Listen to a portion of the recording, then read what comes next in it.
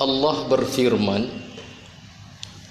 "Wa ma min dabbatin fil ardi illa 'ala Allahi rizquha."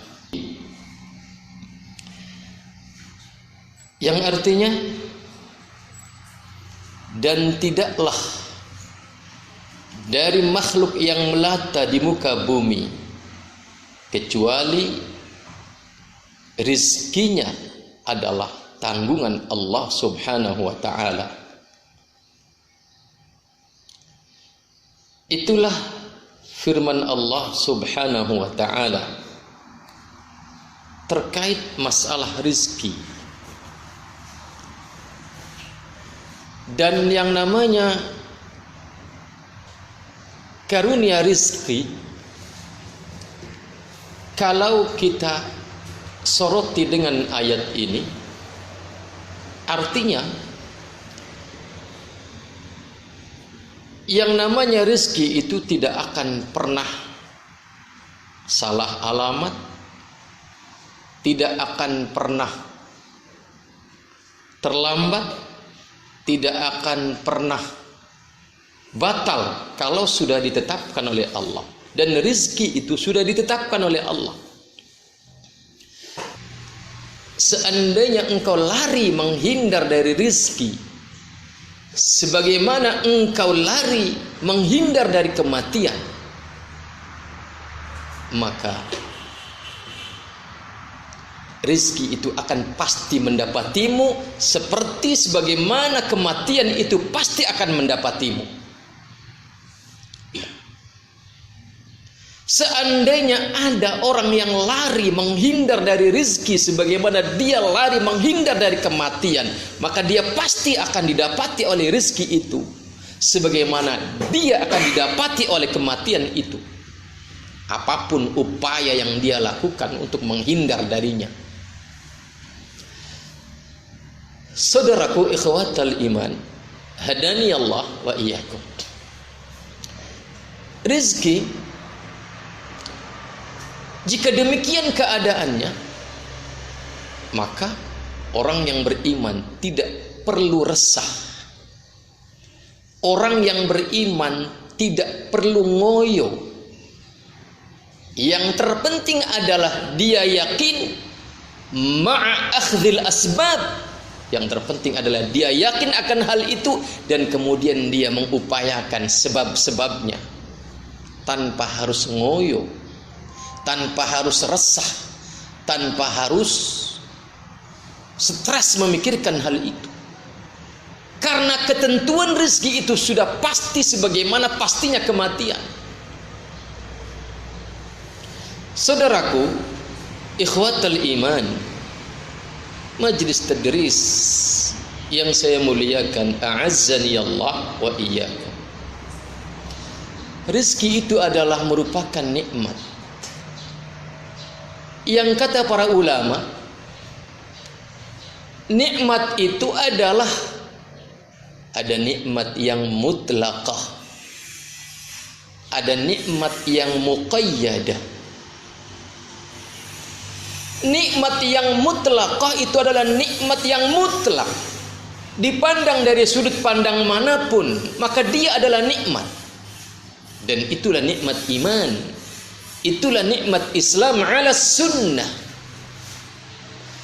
Sedangkan nikmat yang muqayyadah, nikmat yang terbatas, yakni dia satu sisi adalah nikmat, tetapi ketika dipandang dari sisi yang lain maka dia adalah biang kerok, kecelakaan dan kesengsaraan bagi sang pemiliknya, yaitu manusia. Itulah nikmat dunia. Dunia itu adalah nikmat. Dunia dengan segala pernak-perniknya, apakah itu harta, apakah itu fasilitas duniawiyah yang lainnya, itu adalah nikmat. Tetapi sisi lain betapa banyak gara-gara dunia orang terjerumus di dalam kemusyrikan, orang terjerumus di dalam kekafiran, orang terjerumus ke dalam rela menggadaikan agamanya, menjual agamanya demi dunia. Sehingga para ulama mengatakan nikmat dunia itu benar nikmat, tetapi dia bukan nikmat yang istimewa. Selain karena hal yang tadi, yaitu bahwasannya betapa banyak orang gara-gara dunia terperosok ke dalam, rela menggadaikan agamanya, juga ketidakistimewaan dunia itu dibuktikan dengan bahwasannya semua orang mendapatkannya. Jangankan orang yang beriman, bahkan orang yang kafir pun mendapatkan.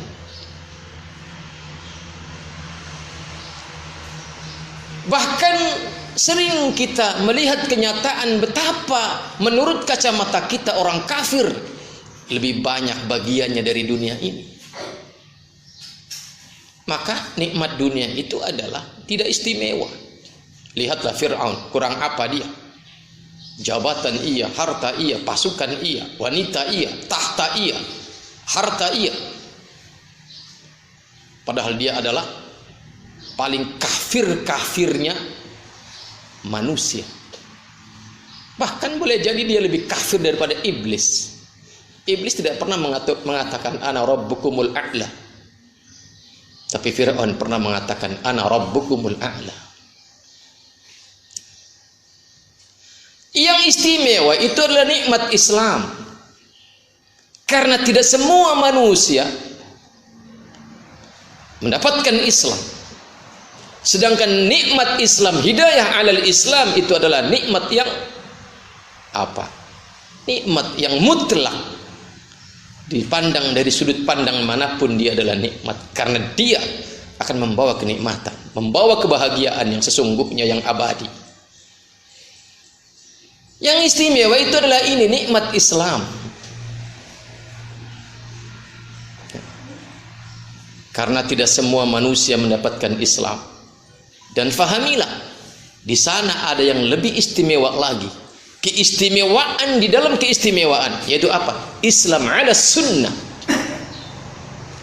Ketika seseorang telah berislam, dia telah diistimewakan oleh Allah di atas kebanyakan manusia. Dan kemudian ketika dia berislam di atas sunnah, maka dia telah diistimewakan lagi. Keistimewaan di dalam keistimewaan. Karena kata Nabi, umat beliau ini akan berpecah menjadi 73 golongan. Semuanya diancam dengan ancaman neraka kecuali satu. Siapa? Yaitu Islam yang ala sunnah.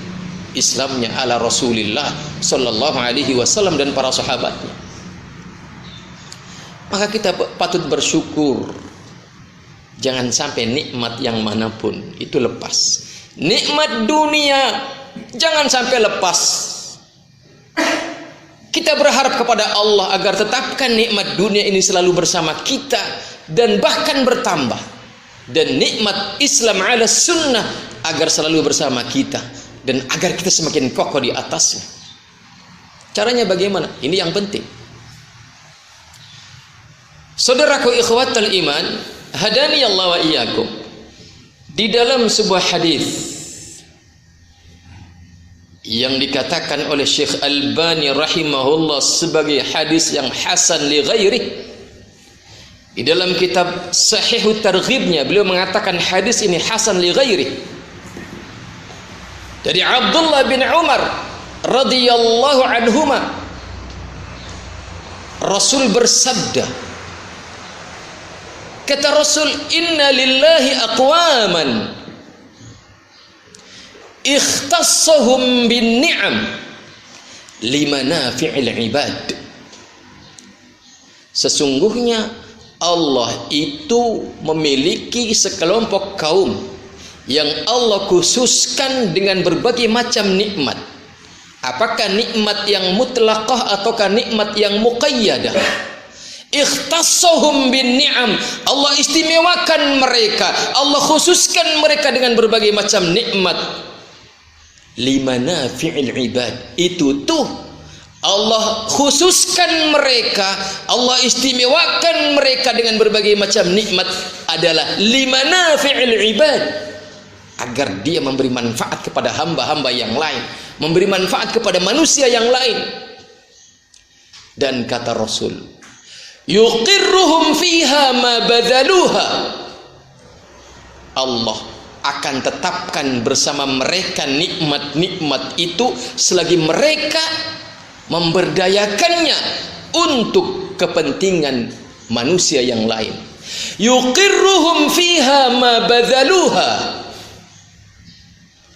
Tetapi sebaliknya kata Rasul, fa idza mana'uha, ketika mereka yang telah diberi keistimewaan, kekhususan berupa nikmat, baik yang mutlaqah maupun yang muqayyadah, kemudian dia berhenti dari memberi manfaat kepada hamba-hamba yang lain, berhenti dari memberi manfaat kepada orang lain, maka kata Rasul, nazza'aha minhum, Allah akan cabut nikmat itu dari mereka, fahawwalaha ila ghairihim, kemudian Allah pindahkan kepada orang lain.